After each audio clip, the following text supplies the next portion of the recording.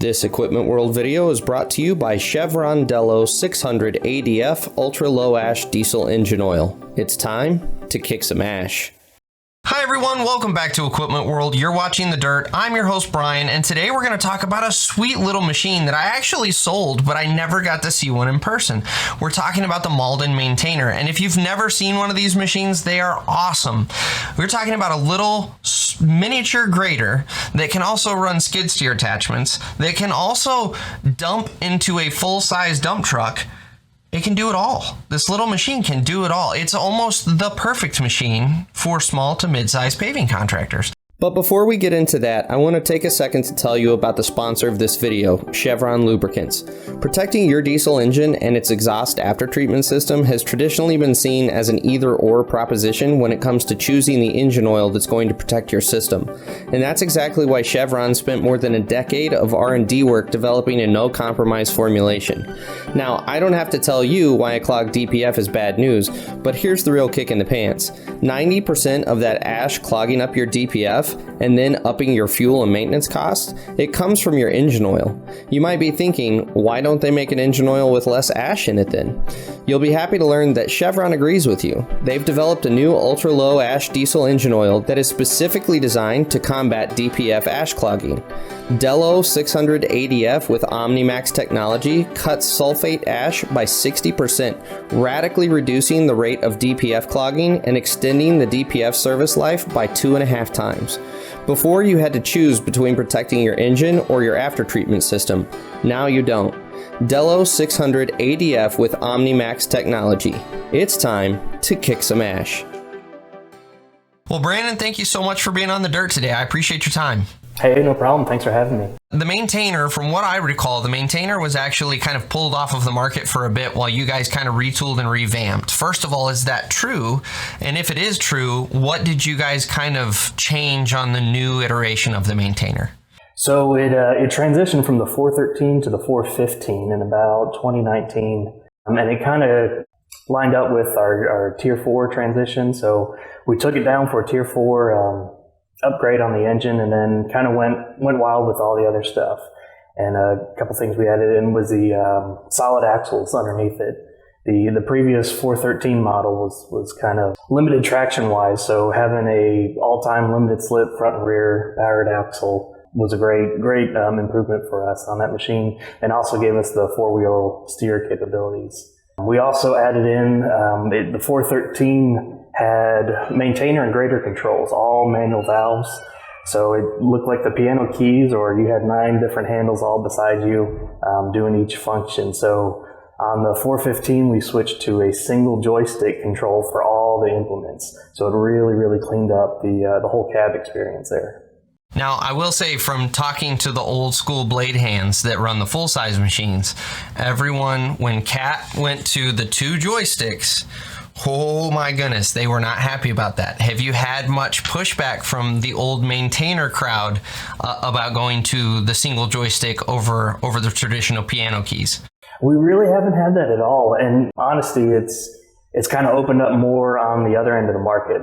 It's the same for the bucket. It's the same as a skid steer loader. So if you have any experience in the skid steer, hopping right in, that handle feels quite familiar for you. So it's certainly opened it up. So it sounds like you guys have implemented it in a way that's pretty intuitive. You don't have a lot of overlapping functions to where you're limited on what you can do with the machine. Yeah, absolutely. Yep. Kind of in your mind as the manufacturer, what is the ideal customer? Because for people in the viewer and audience that aren't familiar, this is not a big machine. We're not talking about something that a county is necessarily going to go maintain roads with. So who is kind of your ideal customer in your mind?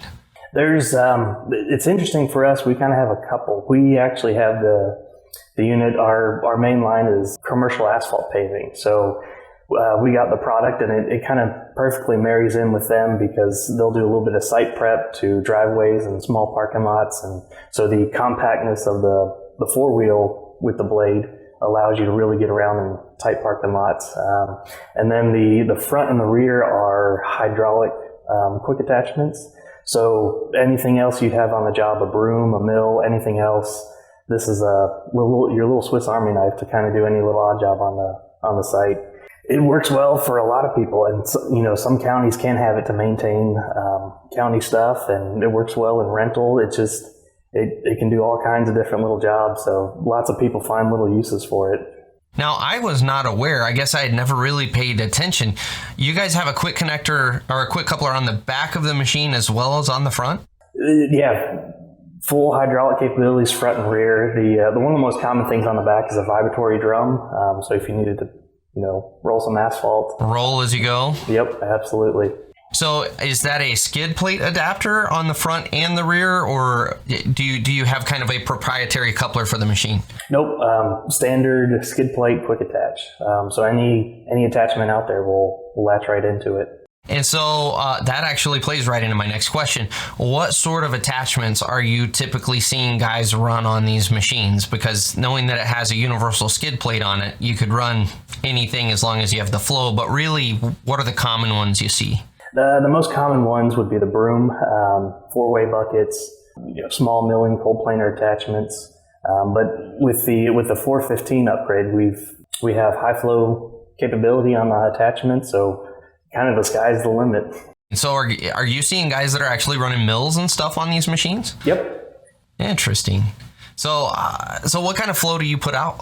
It's 35 gallons and up to 4,000 psi. That's not a little dinky amount of flow either.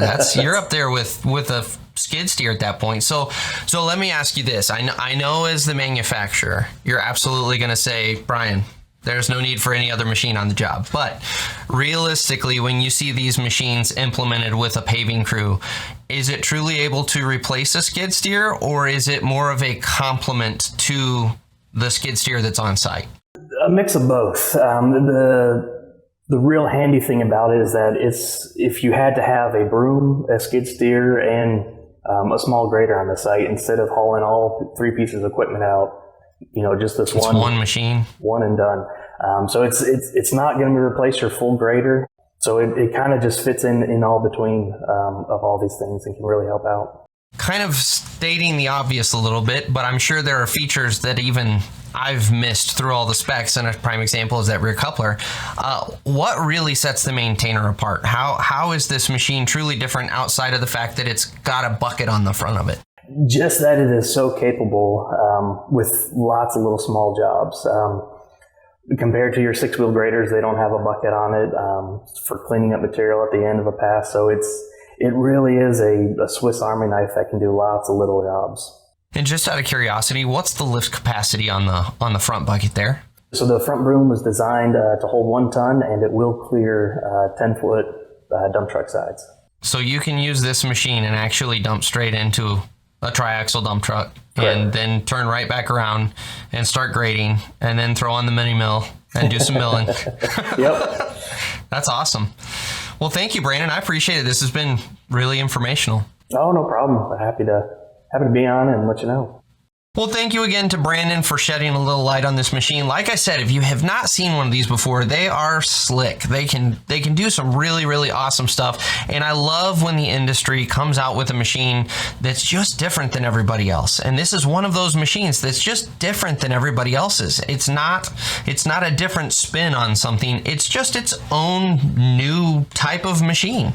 And so I love seeing these units. Maybe one of these days I'll get my hands on one eventually. So with that being said, as always, I hope this has been helpful and informational. I hope you've gleaned at least a small nugget of wisdom. We'll catch you guys on the next episode of The Dirt.